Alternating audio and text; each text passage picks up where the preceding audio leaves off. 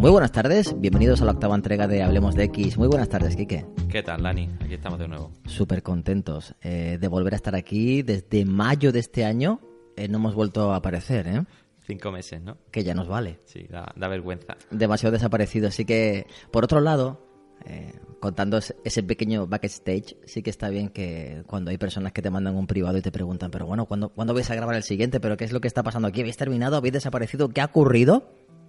Las groupies nos echaban de menos y los groupies, ¿eh? Sí. Más groupies, más hombres que mujeres, creo yo, ¿eh? Bueno, pues un placer estar contigo. Hoy hemos cambiado de sitio, relativamente. Seguimos estando en el casco histórico de Málaga. Estamos a día 21 de octubre. La edición del programa no sé cuándo aparecerá, pero estamos grabando hoy. Son las 7 menos cuarto de la tarde. Y estamos en una casa muy peculiar porque es ese tipo de casas que miden aproximadamente los techos como 4 metros 20 o una cosa así. Y es esa sensación y ese olor que se respira solera, ¿verdad? No sé, quizás que soy un paranoico, cosa que es verdad, pero yo me siento súper bien en este tipo de sitios. No, hombre, es que una buena viga de madera siempre acompaña, ¿eh? Uf, tío, qué sensación. No vamos a decir lo que estamos tomando, pero sabe a México, que siempre es agradable la compañía. Bueno, Quique, ¿qué vamos a hacer hoy por aquí? Bueno, aquí propusiste un tema interesante, ¿no? Un tema que está de actualidad y que creo que es un poco delicado según cómo se mire.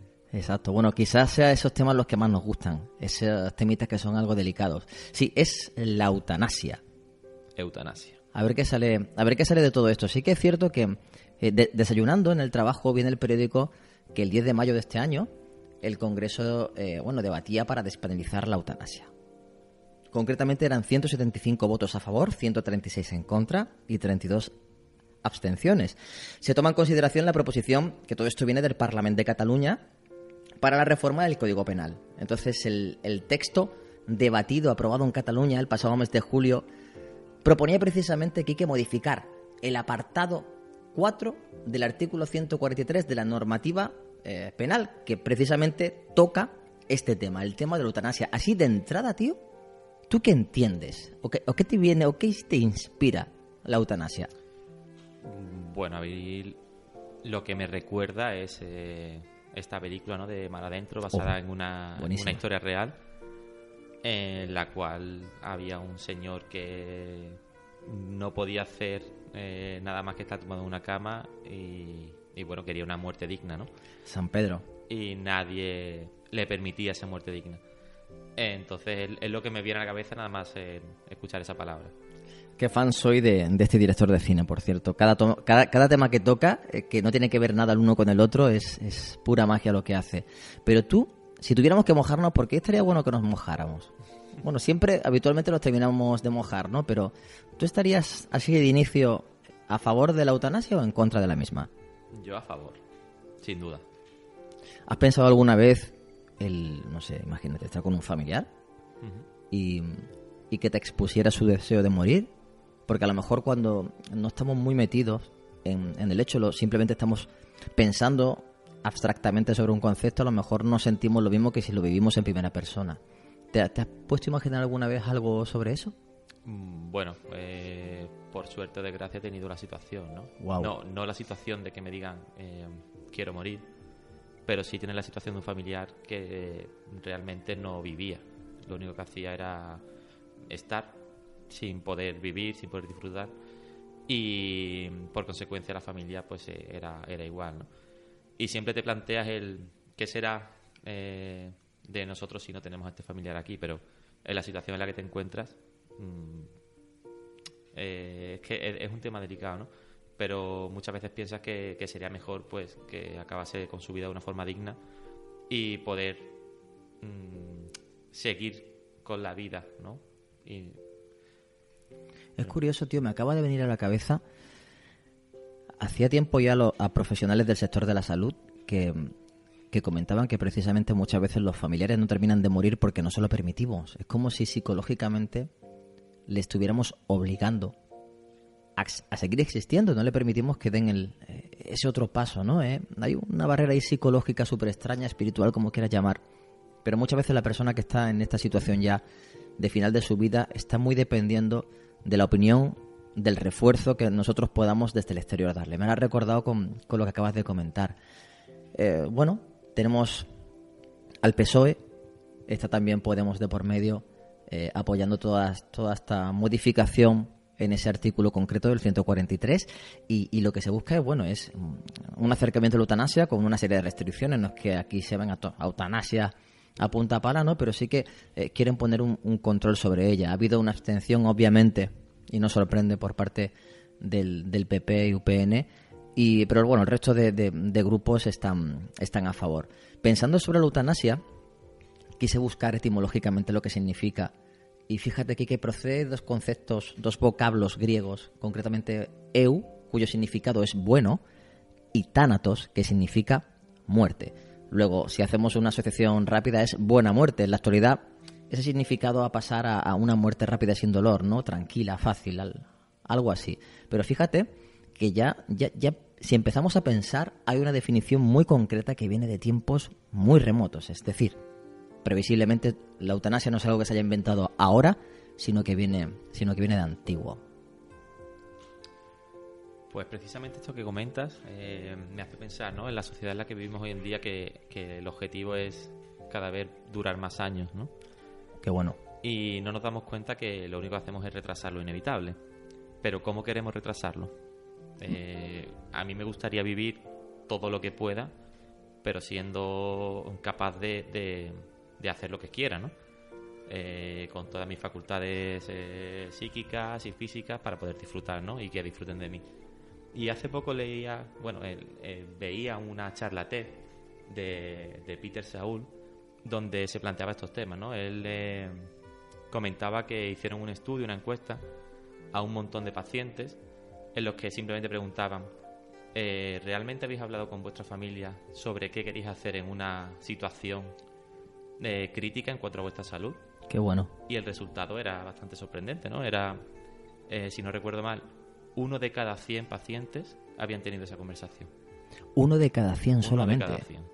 Wow. O sea, realmente no nos planteamos qué haríamos en una situación tan crítica como esa, ¿no?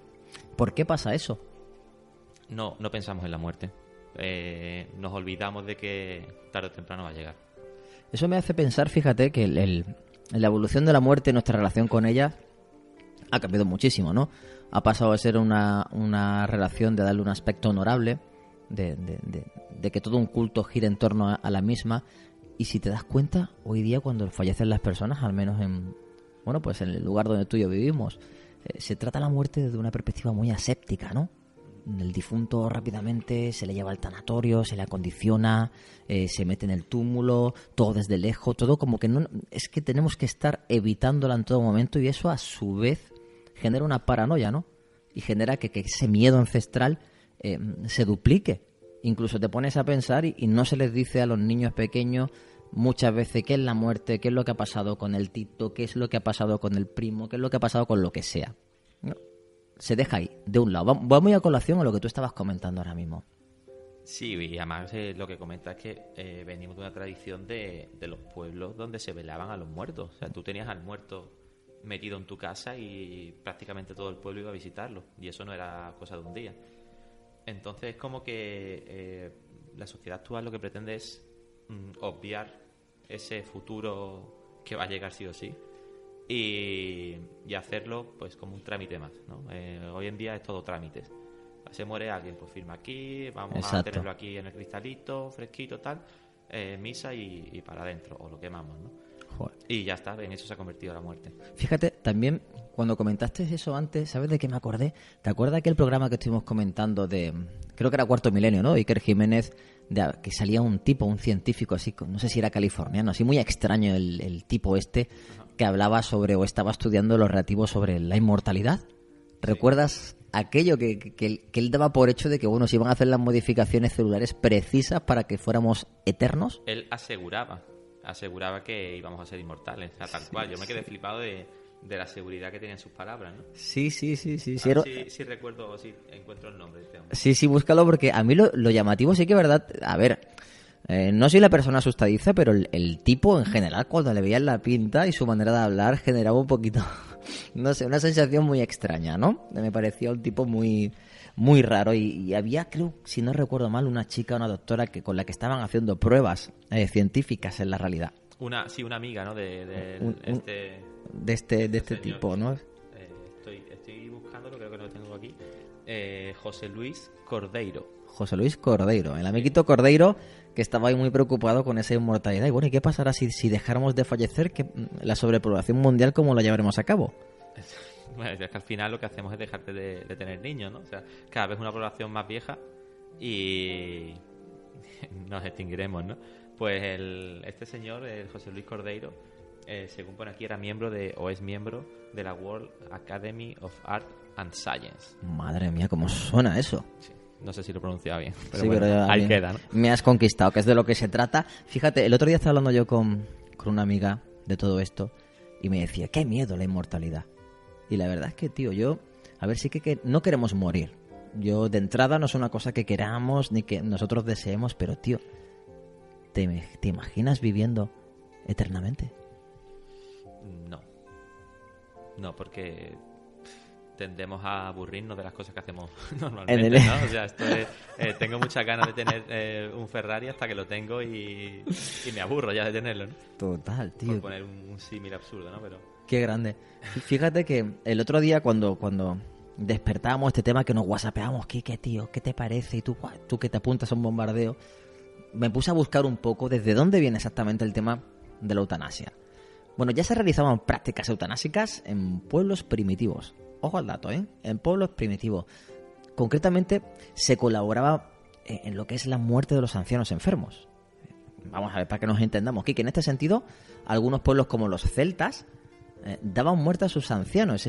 Es una práctica que podríamos catalogar de salvaje cuidado, en función de la óptica con la que queramos verlo, ¿no? Pero en definitiva, caía la sagrada obligación al hijo administrar la muerte al padre, la buena muerte, a este padre que estaba viejo y enfermo. O sea, ya mirando muy, muy, muy, muy atrás, ya se producían estas cosas que ya te digo, que no es algo nuevo, pero fíjate, a mí lo que me llama la atención, no sé a ti, es como esta buena muerte, esta práctica eutanásica no es aséptica, sino que tenía una finalidad de respeto y devoción ante la persona a la cual le estabas quitando esa vida, ¿no? Porque no podía llevarla a cabo. Y precisamente me gusta mucho remarcar este punto por lo que hemos estado hablando antes de cómo se trata en la actualidad a la muerte en nuestra sociedad, en la que no queremos saber nada de la muerte. Aquí fíjate cómo la vivían de una manera distinta. No obstante, si seguimos avanzando en la historia, porque vamos a dar algunos pasos, había muchos datos en todo esto, pero bueno, yo cogí aquellos datos que me llamaron más la atención para tampoco ponernos aquí a tener un programa de 35 horas ni nada similar. Pasamos un poquito más adelante y nos vamos a Roma y a Grecia. Y era un tema ampliamente ya debatido en la época por personas que evidentemente como buenos humanos, algunos estaban a favor y otros estaban, bueno, la más profunda en contra.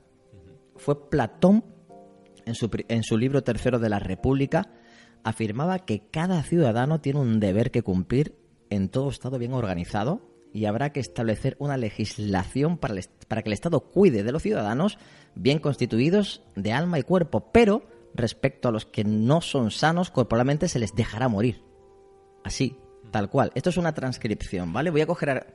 He traído algunas frases para leerlas tal cual eran, ¿vale? Ya Platón en su Tercera República ya analizaba el hecho de que, bueno, a los que quieran morir, oye, pues se les dejará morir.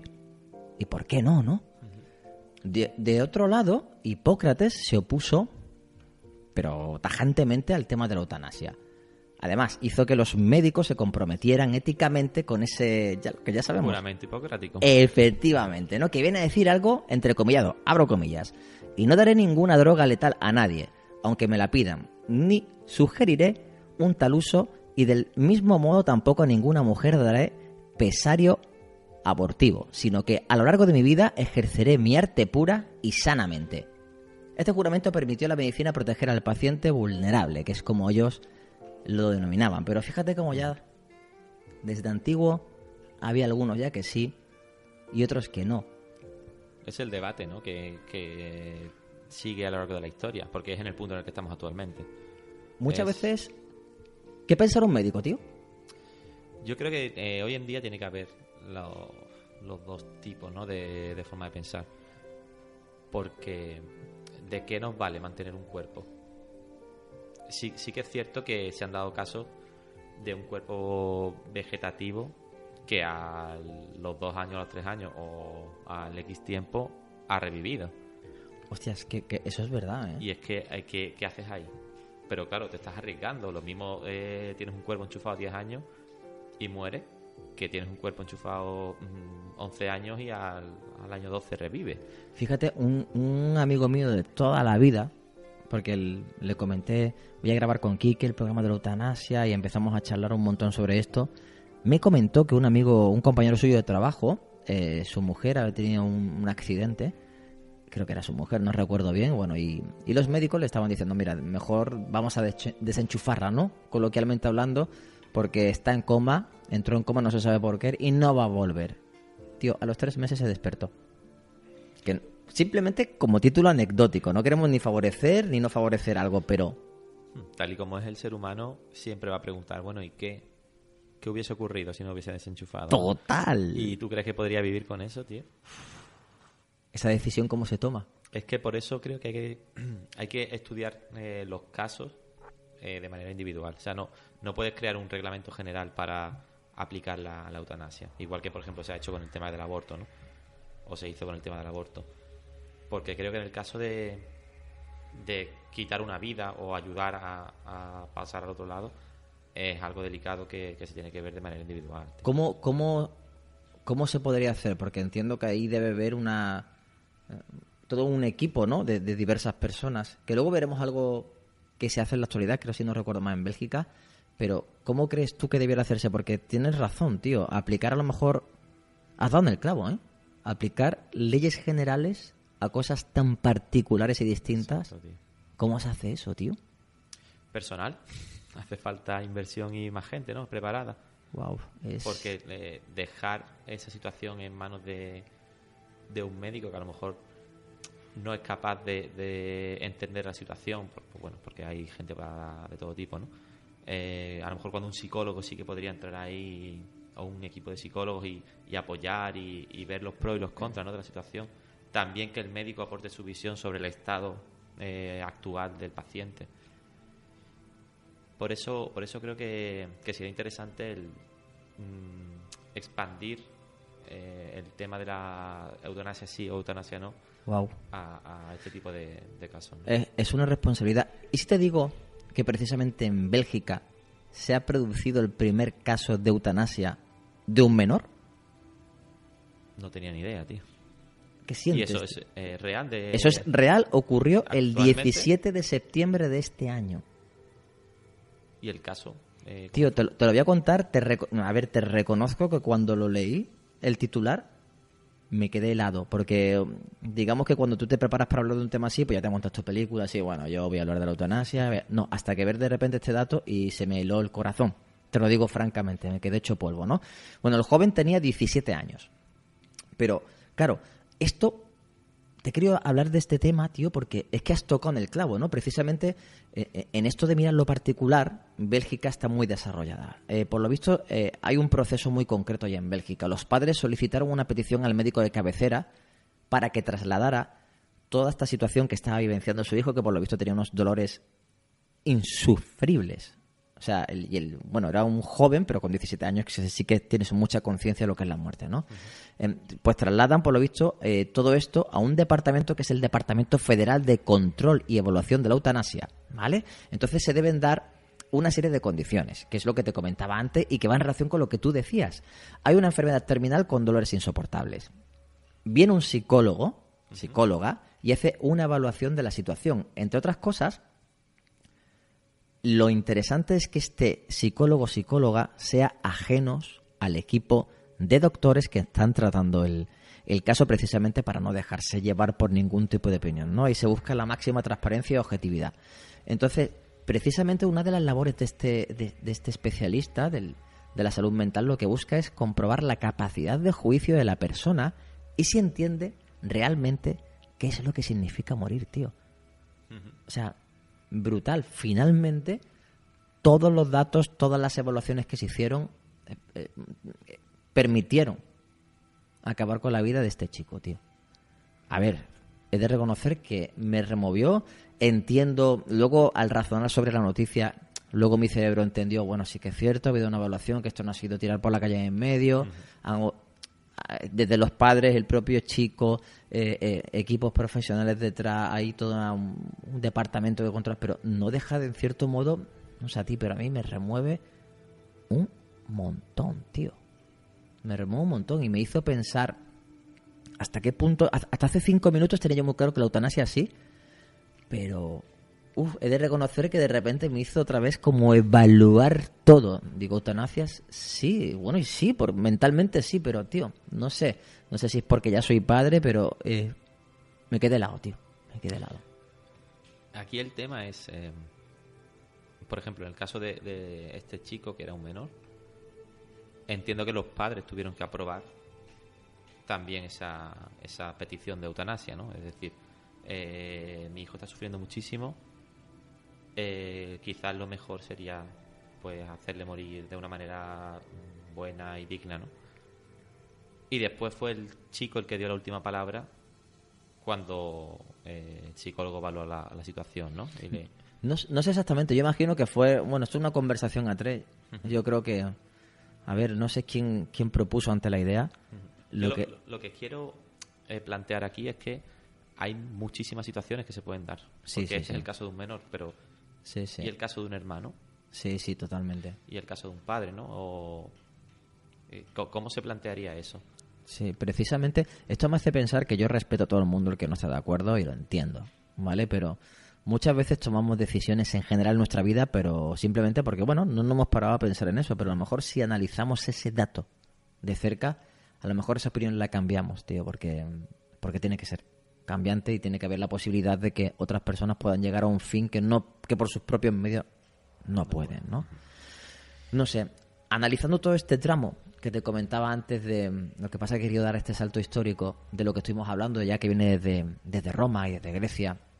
Fíjate que ya el estoicismo, que fue la filosofía más influyente del Imperio Romano durante el periodo anterior al ascenso del cristianismo, la base ética de este estoicismo se fundamenta en la condición del alma en sí misma. Esta parte me gusta un montón. Tú sabes que yo soy súper álmico, ¿no? Bueno, pues esta filosofía del estoicismo busca esa condición del alma, de la sabiduría y del dominio de sí mismo, ¿no? Un dominio mediante el que las personas se liberen de las pasiones y de los deseos que te perturben la vida. Bueno, pues quiero darte 3 ejemplos de toda esa filosofía estoica, concretamente basándome en 3 personas: Séneca, Epícteto y Marco Aurelio. Y te voy a comentar mediante sus frases, no quiero poner mi opinión, mediante sus frases, cómo veían la eutanasia ellos. ¿Te parece? Sí, creo que la de Marco Aurelio me suena y es una frase que me gusta. Guau, a ver si es la misma. A ver, qué responsabilidad. A ver, Séneca entendía que hay una sola manera de iniciar la vida. Hasta aquí de acuerdo. Pero varias formas de salir de ella. Frases de Séneca. Ahí van. Es al hombre a quien corresponde decidir libremente sobre el sentido y su capacidad de soportar su existencia en el cuerpo. Otra frase más. No se trata de huir de la vida, sino de saber dejarla. Otra frase. Es preferible quitarse la vida a una vida sin sentido y con sufrimiento. Yo creo que más claro el pensamiento con estas 3 frases lapidarias y crudas no pudo ser, pero sí que es cierto lo que me gusta de estas frases, que se deja de artificios. No, porque en el párrafo 1... No, esto es lo que es, esto es lo que pienso, esto es lo que hay. Que quizás para determinados temas es mejor ser así de directo, ¿no? Esto es uno de los exponentes, Séneca. Epícteto, vamos con él, ¿no? Él ve la muerte como la libertad, así ya, a lo radical, ¿vale? Una de sus grandes frases: la vida a veces no tiene rumbo alguno y solo provoca sufrimientos tanto para el enfermo como para sus familiares. Es por lo que el enfermo tiene el derecho a decidir. Y creo que esto, tío, este final de frase, no sé cómo lo ves tú, a lo mejor es lo que debiera resumir todo lo que es el tema de la eutanasia, nos remueva más o nos remueva menos. El enfermo, la enferma, tiene el derecho a decidir. Tío, aplastante. Aplastante también.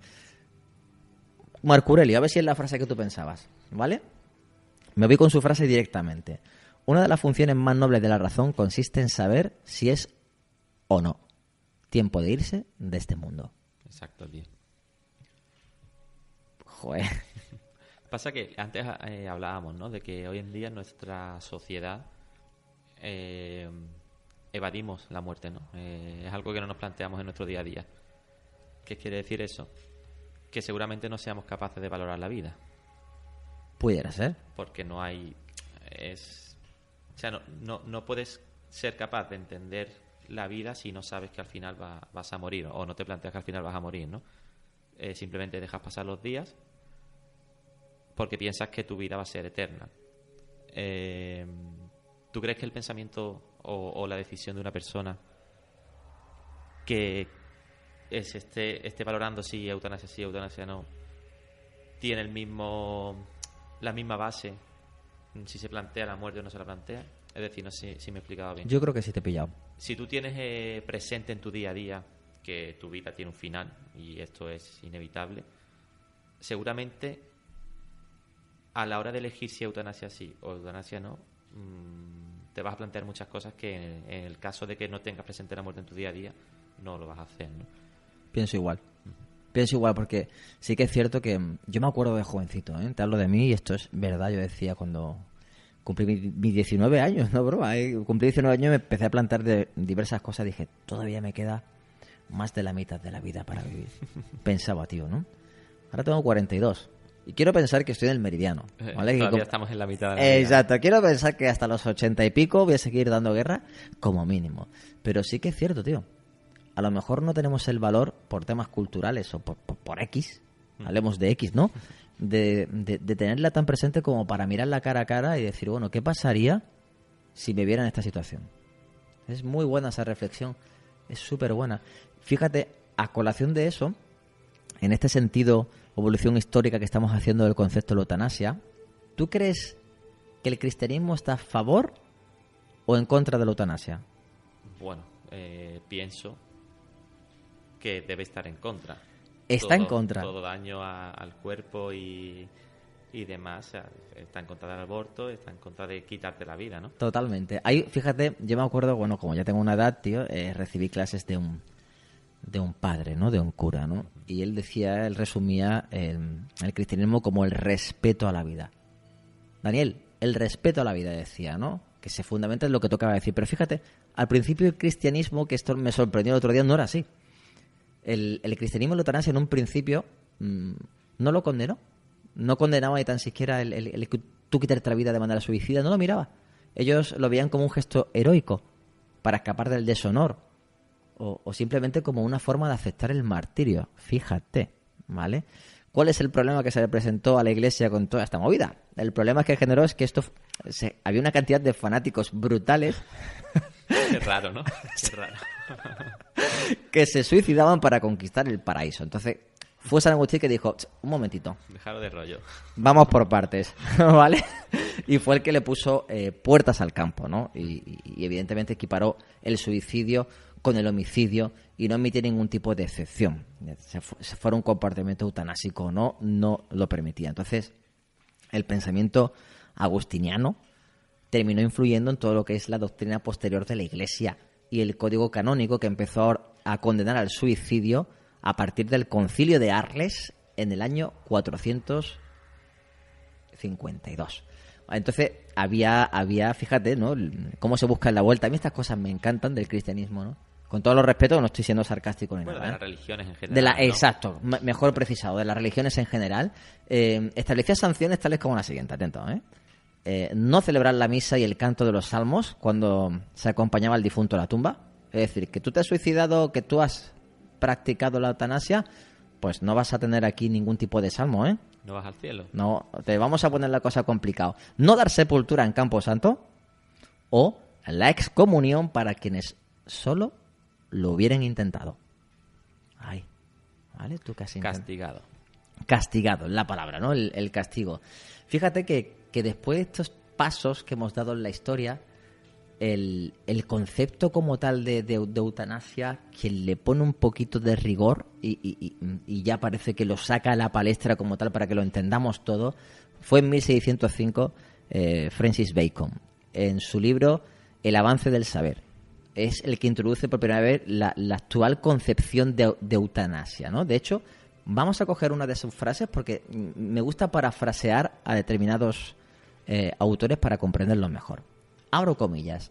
El deber del médico no solo es devolver la salud al enfermo, sino también aliviar sus dolores y sufrimientos, y no solo cuando tal alivio puede conducir a la recuperación, sino también cuando ayuda a procurar una muerte pacífica y sencilla.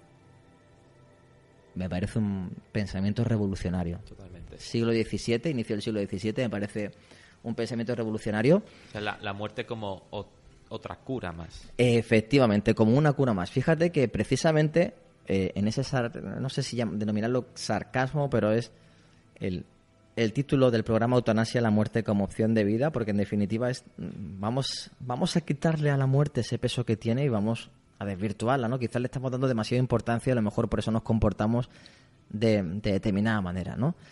Ya en temas históricos, por señalarte, la Revolución Francesa creó la tradición jurídica de la no punición del suicidio, que se refleja en la casi totalidad de su actual codificación penal, ¿no? Ya en aquella época estaban bastante adelantados a los tiempos en los que todavía seguimos debatiendo en España sobre este tipo de situaciones. De todas maneras, te voy a comentar lo que para mí fue la gran sorpresa en el tema de la eutanasia, por decirlo, como eutanasia colectiva. Ahora verás. No sé si sabes lo que es el Action T4. Ni idea. Bueno, pues esto va relacionado a Adolf Hitler, ¿vale? Perdón, el Action T4 es el nombre que se le dio en la posguerra al asesinato en masa, mediante la eutanasia involuntaria, durante lo que es la Alemania nazi, ¿vale? Ciertos médicos alemanes fueron autorizados a seleccionar pacientes considerados incurables, enfermos, después del examen médico más crítico, y luego administrarles una muerte por piedad. Después del final nominal del programa, los médicos en instalaciones alemanas y austríacas continuaron con muchas de las prácticas del Action T4 hasta la derrota de Alemania en 1945. En definitiva, esto es lo que nos viene a contar, y aquí entramos con las radicalidades. Muy bien, vamos a elegir quien nosotros consideramos que son incurables y le vamos a aplicar la muerte, ¿no? Y suena como que me da igual lo que tú opines. Esto es una eutanasia, pero que te impongo yo. Porque creo que debes acatarlo, ¿no? Además, bueno, el tema nazi siempre es delicado, ¿no? Creo que quisieron matar por misericordia, entre comillas, alrededor de 25.000 hombres, mujeres y niños, ¿no? Wow. Antes decía que el eutanasia es como una buena muerte, ¿no? Pues a los nazis se les ocurrió que a lo mejor las inyecciones de yodo era una forma de dar una buena muerte. Y bueno, los pacientes morían entre convulsiones y dolor, ¿no? Por eso digo que quizás el tema nazi es delicado, ¿no? Hablarlo con... Es que fíjate, el arco temporal de este famoso Action T4 es desde septiembre del 39 hasta el final de la guerra en el 1945, ¿no?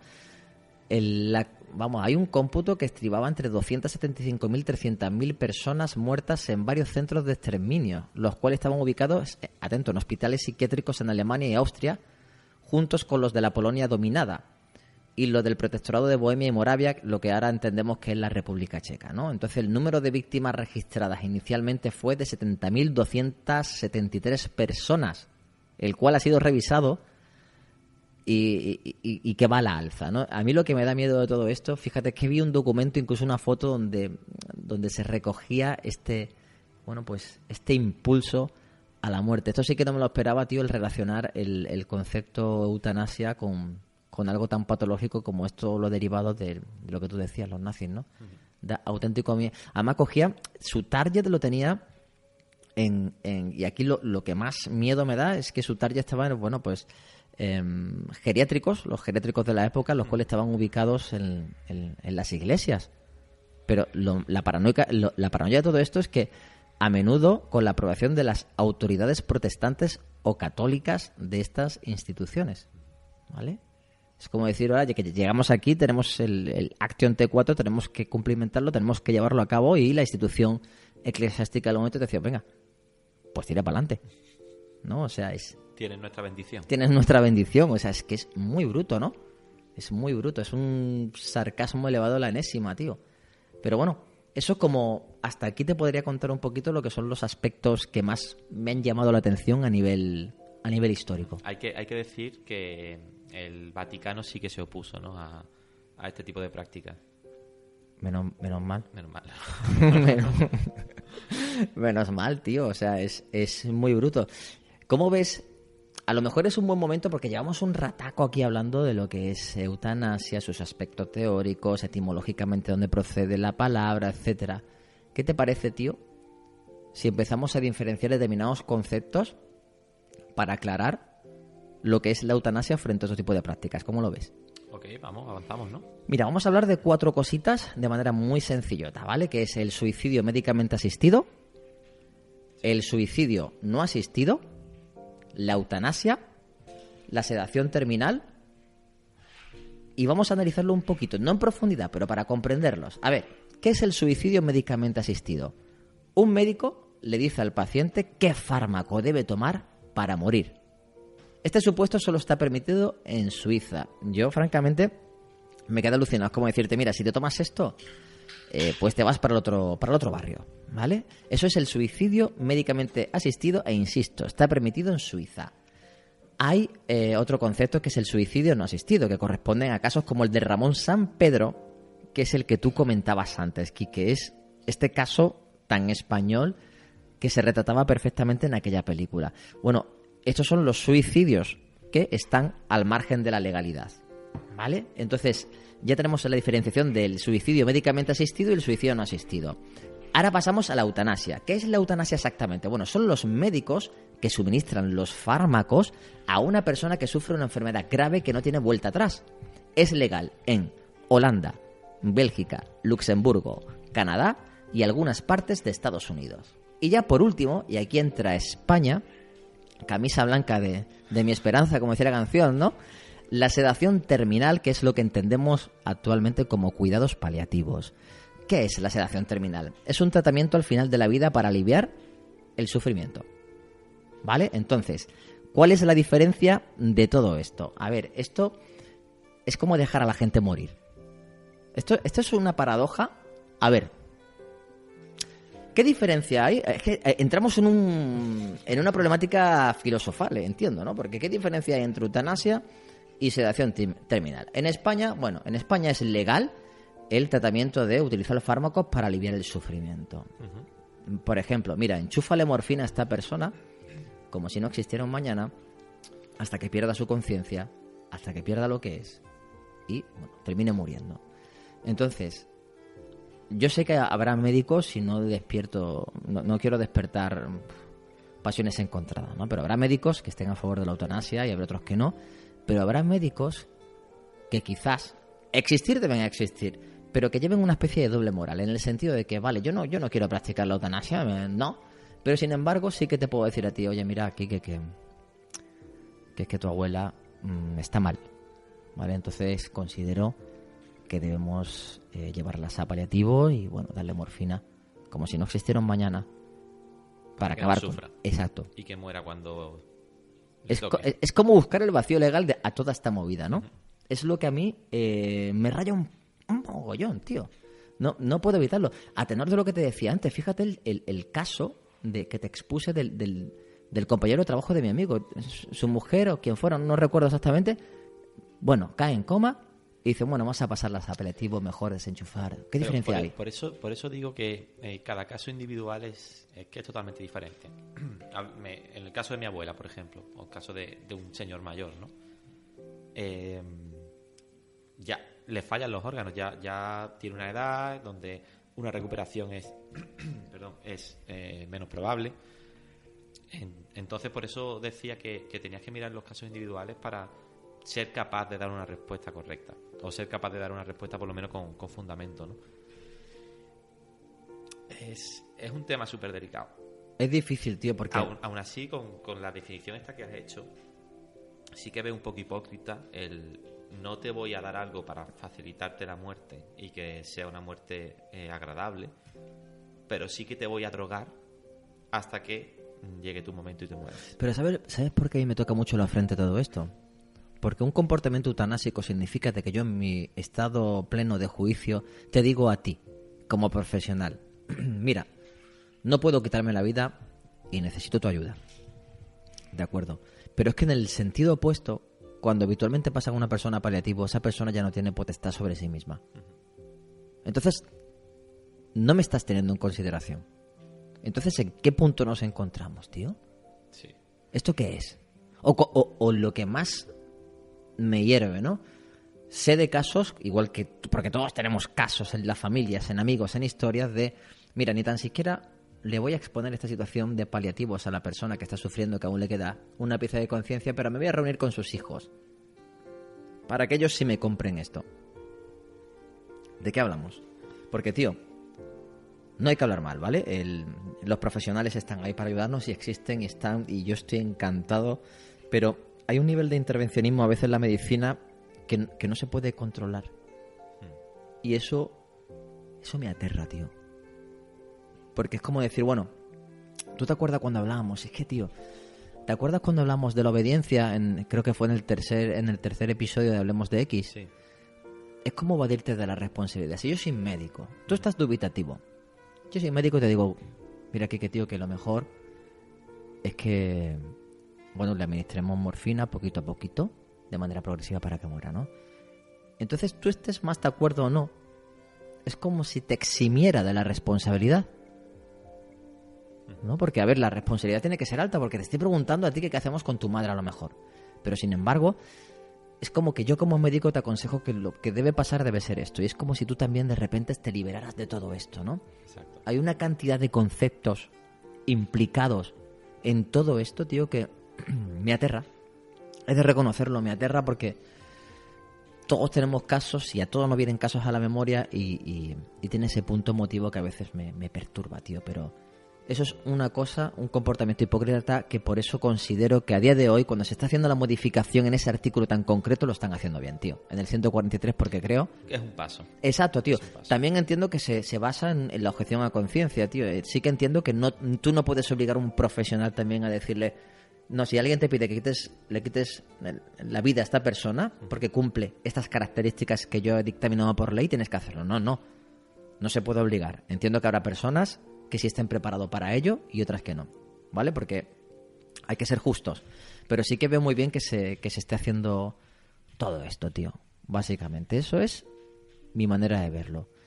¿Piensas, tío, que hay que ponerle control a la eutanasia?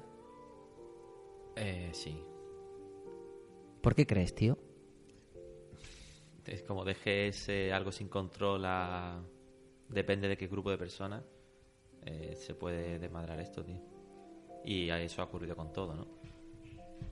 Es que, ¿sabes qué recordaba yo, tío? ¿Te acuerdas cuando hablamos del suicidio? La verdad es que tocamos en los temitas.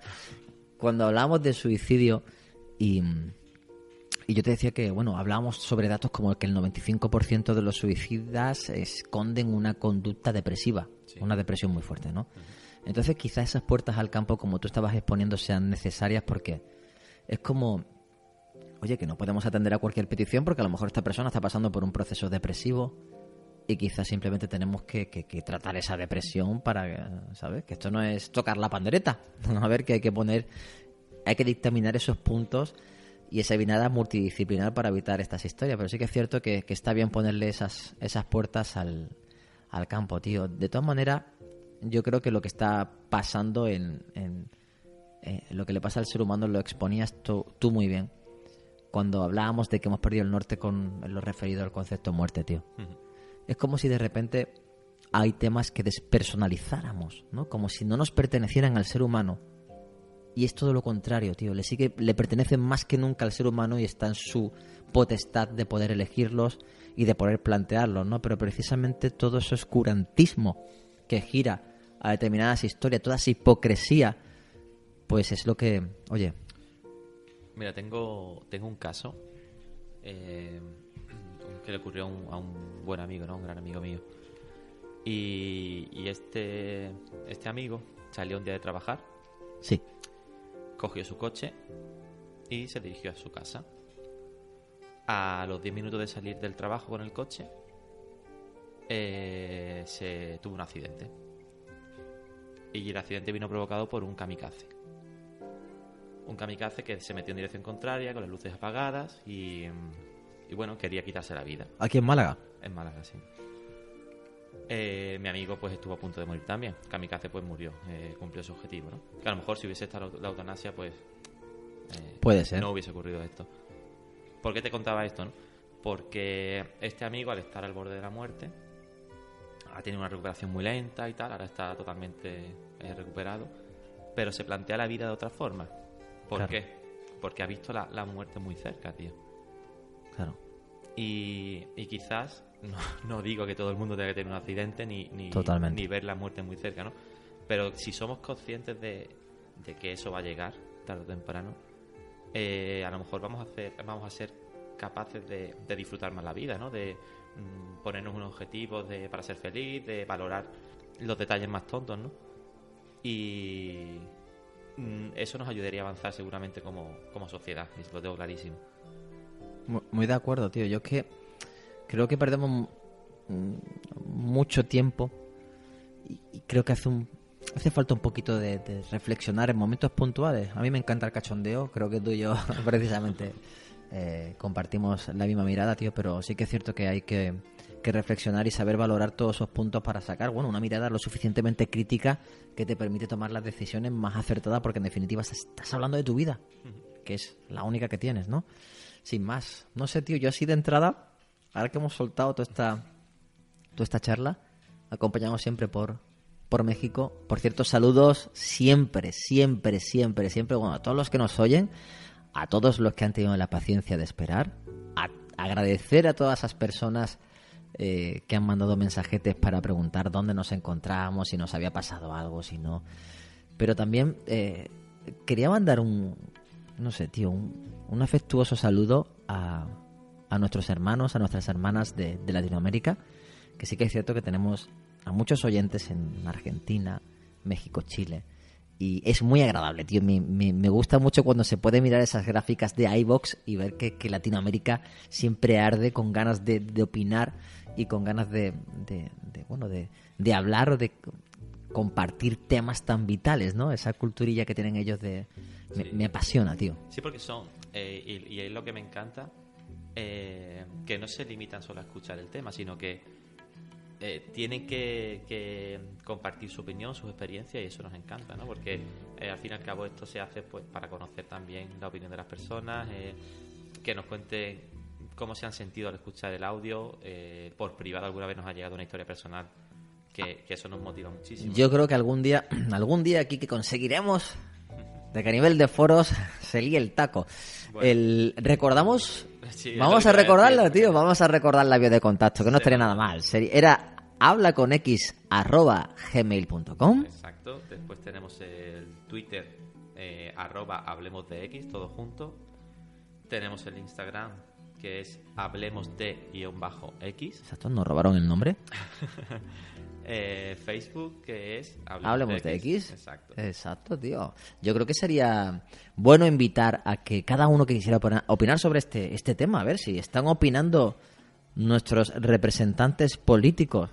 Y aquí lo entrecomillo todo, ¿no? Pero si están nuestros representantes opinando sobre algo tan importante para nosotros, quizás sería un buen momento para manifestarnos y decir, oye, yo también quiero opinar sobre esto porque toca muy de la vida y creo que debo dar mi aportación o mi granito de arena. Así que esperamos bajo cualquiera de las vías cualquier contacto que queráis tener. Muy bien, pues... Bueno, pues 7:30, no sé cuándo empezamos, no me acuerdo, no sé cuánto llevaremos, ¿no? Ve, míralo, tío, es que este programa nuevo que estamos utilizando de grabación, no sé si te pone 49 minutos, creo que pone por aquí, si no me equivoco. Bueno, no está mal, 49 minutos de programilla, está bastante bien. Agradecer el que nos hayamos podido encontrar, porque con trabajos e historias personales a veces es muy difícil coincidir, Quique. Complicado. Y nada, daros un saludo desde aquí, un afectuoso saludo, y nos vemos pronto por Hablemos de X. Bueno, recordad que seguimos teniendo pendiente, y seguramente en el próximo programa lo tendremos, la visita de Alberto, ¿no? Exacto, tío. El amiguete Alberto, que trae un tema yo creo que candente que puede gustar. Ya me está deseando contarlo, ¿eh? Que puede gustar, sí, Alberto es un tío súper peculiar al cual adoro. En fin, chicos, que muchos saludos, que muchos besitos. Chicas, chicos, nos oímos pronto y hasta la vista. Hasta la vista.